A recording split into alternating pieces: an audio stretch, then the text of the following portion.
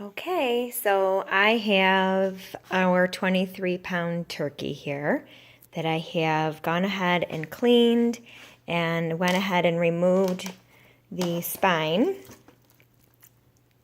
which is actually a very easy process. You just turn it over, breast side down, and cut along the whole entire back, removing the spine.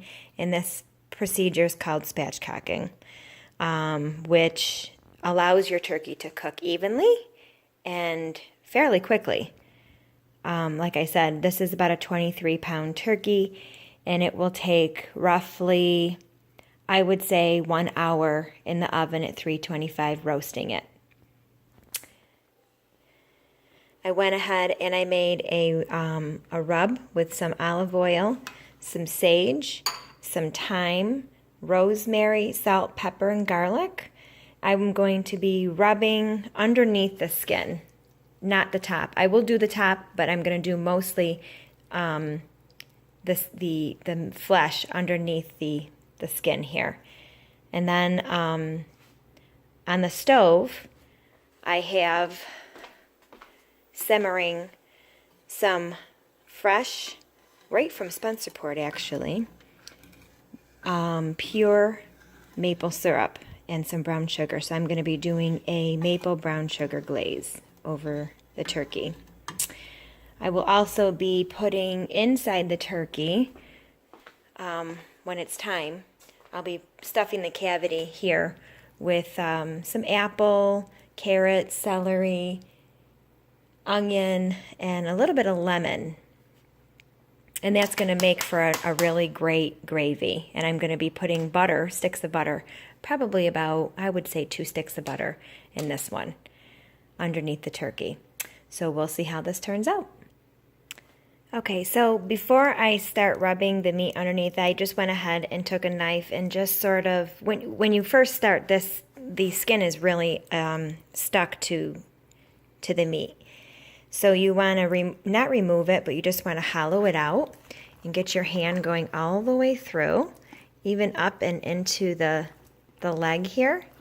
You know, just loosening the skin, because this is where all the rub's going to be, and you want to flavor the turkey. You don't really, you want to flavor the skin if you eat the skin, but mostly you want the turkey to be flavored. So you want to go ahead and get everything nice and loose, and we'll start adding in the spices to the turkey. Okay, so I went ahead and you can see I used the last bit on the outside and making sure to get under the wings, lifting up the legs and getting underneath the legs with all the spices. And then I went ahead and just lifted the skin. I know this looks horrible, but when you get underneath the skin and you get all that rub all the way down into the thigh area, the leg area, you are flavoring that meat, and it's going to be super, super delicious. So I'm ready now to add our rub. I'm going to start rubbing the skin and a little bit of the interior meat with this butter, pure maple syrup. Again, this is not Mrs. Butterworth's. This is pure maple syrup and a little bit of brown sugar, because we want a nice caramely color and we want a nice gravy to go with this meal. So I'm just waiting for this butter to melt a tiny bit more. This is nice and warm, so I'm going to get started and rub this turkey down a bit more, and it will be just about ready. The last thing I'll be doing is stuffing the cavity. Okay, so now I'm just using a basting brush just to kind of paint over the top a bit. And I'm going to make sure that I really cover this turkey pretty evenly. And you'll find that the brown sugar is sort of thick on the bottom of the pan, so just keep stirring it, because you want that brown sugar to not separate too much from the maple syrup. This is going to give your turkey such a beautiful caramely color, but also that sweet savory flavor that we're going for.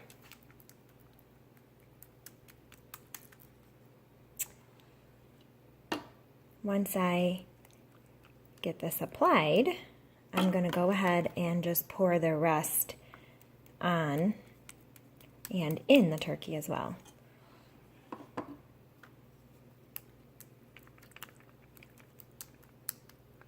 This is kind of hard to do because I'm one-handed. I would be lifting and doing all that extra stuff. So I'm going to go ahead and put this down and finish up putting again the maple brown sugar glaze onto this turkey that I have prepared in spatchcock form.